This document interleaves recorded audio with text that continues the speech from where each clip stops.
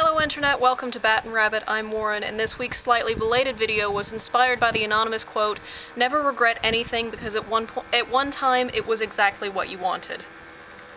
Ostensibly this refers to not feeling like you've wasted your time on something just because it no longer has a current presence in your life, but it's also, while this is a completely valid and important point to make, I think it's also an especially important thing to keep in mind when the concept of guilty pleasure comes up. If it's something you really love, and something you're passionate about, and something that makes you genuinely happy, what have you got to be guilty about?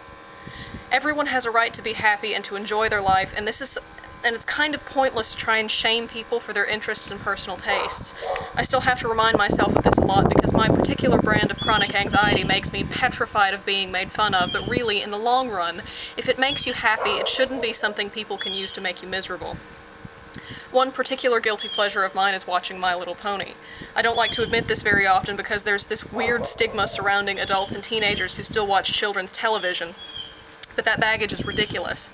If I sit down in front of my laptop for 20 minutes once a week to play solitaire and walk away from that feeling relaxed and happy and generally enlightened about everything, then it's just me de-stressing and taking some well-deserved time off. But if I spend that same time psychoanalyzing tiny cartoon horses, it's suddenly something strange and to be ridiculed, and it just doesn't make sense to me. I get sucked into this mentality in a lot of other areas as well. I don't tell many people what my favorite band is. I frequently tone down the way I dress to avoid comments. I almost never talk about my religious or spiritual practices. I don't sing or draw in public, and I've never read one of my poems to someone I don't literally trust with my life. Feeling guilty about things I love has been holding me back for a long time, and while working through this is really not a fun feeling.